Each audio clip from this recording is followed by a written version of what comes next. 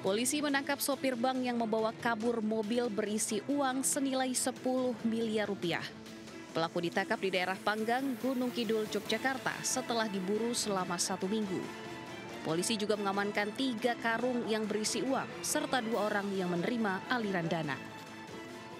Tim Resmob Polresta Surakarta bersama dengan Resmob Jatanras Polda Jawa Tengah berhasil mengamankan 1 orang pelaku tindak pidana pencurian, salah satu uang bank berjumlah 10 miliar, dan 2 orang diduga yang menerima aliran dana.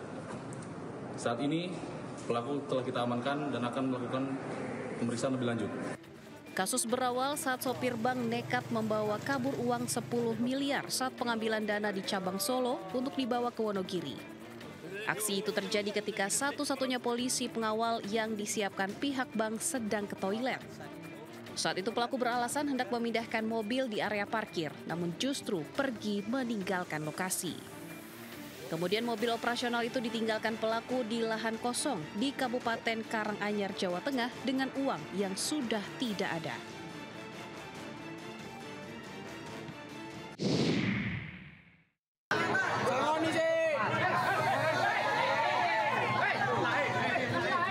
Video amatir merekam saat seorang pemuda berkepala pelontos diamankan polisi dari amukan warga.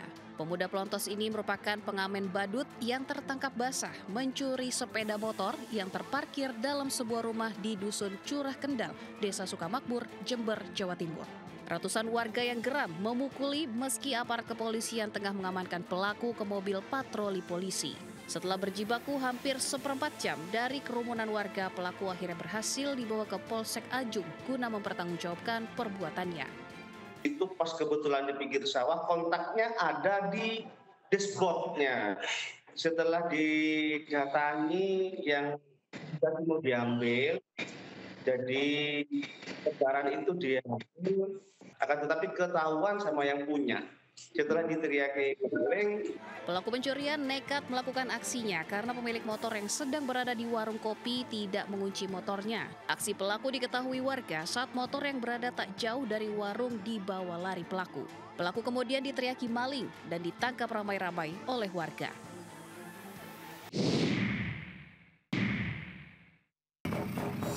Kasus pembacokan. Deding Dharma, warga desa Nogosaren, Probolinggo, tewas terluka parah tergeletak di kawasan jalur wisata Gunung Bromo, Kecamatan Sukabura. Dalam waktu 2 kali 24 jam, pelaku berhasil diamankan. Mereka adalah ayah dan anak, Muslim 54 tahun, dan Dias Chandra, 21 tahun, warga Resongo, Kecamatan Kuripan, Probolinggo. 2 tersangka tega menghabisi korban karena dendam. Korban sering mengejek pelaku Dias dan mengirim visual mesra korban dengan mantan istri pelaku.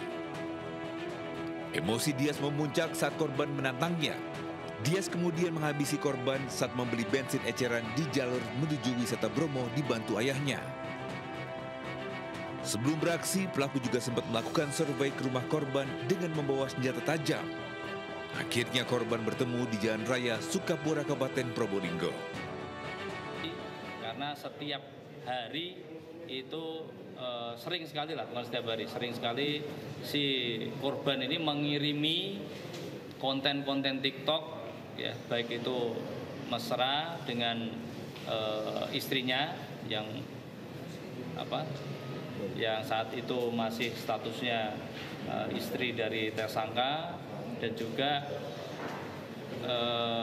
beberapa konten-konten yang sifatnya menantang dari si tersangka. Bahkan ada ajakan untuk duel dan juga ancaman akan membunuh atau menembaknya. Atas perbuatannya, tersangka dijerat pasal 340 KUHP tentang pembunuhan berencana dengan ancaman hukuman pidana penjara seumur hidup. Dari Probolinggo, Jawa Timur, Hana Purwadi, iNews melaporkan.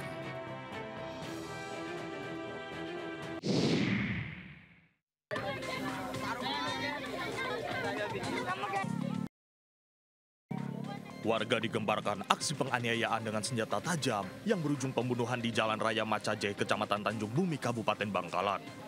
Warga yang berdatangan ke lokasi menyaksikan korban berinisial MU yang sudah tergeletak tak bernyawa. Sementara istri korban hanya bisa menangis histeris memeluk tubuh suaminya. Dari keterangan saksi, korban mengendarai motor bersama istri dan anak balita 4 tahun. Saat melewati lokasi, tepat di depan SDN Macajeh 2, korban dihentikan oleh 2 orang pelaku. Sempat terjadi cekcok mulut antara korban dengan kedua pelaku. Namun, tiba-tiba keduanya menyerang korban dengan senjata tajam yang sudah dibawa pelaku. Korban langsung jatuh dengan sejumlah luka sabetan senjata tajam. Warga yang berdatangan berusaha menolong korban dan mengevakuasinya dari lokasi. Setelah sempat dibawa ke puskesmas setempat, korban kemudian dibawa ke RSUD Syarifah Ambamirato Ebuh, Bangkalan untuk autopsi. Usai menerima laporan dari masyarakat, polisi langsung melakukan olah TKP dan meminta keterangan sejumlah saksi untuk mengidentifikasi kedua pelaku. Salah satu pelaku diduga anak tiri korban. Sementara untuk motif aksi penganiayaan brutal tersebut masih dalam proses penyelidikan pihak kepolisian.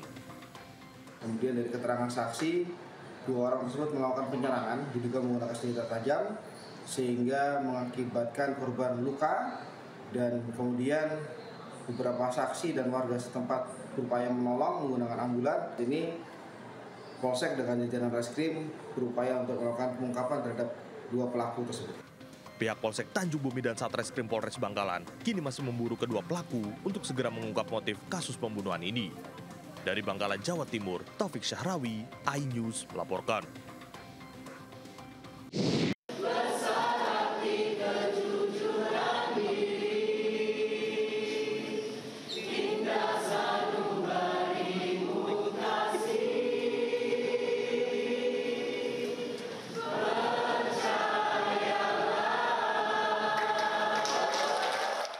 Nyanyian ratusan pegawai Kementerian Keuangan mengiringi acara pisah sambut Sri Mulyani Indrawati di kantor Kementerian Keuangan Jakarta Selasa siang. Dengan kompak, pegawai Kementerian Keuangan menyanyikan lagu berjudul Bahasa Kalbu yang dilantunkan penyanyi Titi Dwi-Jayanti, serta lagu Karena Cinta yang dilantunkan penyanyi Joy Tobing.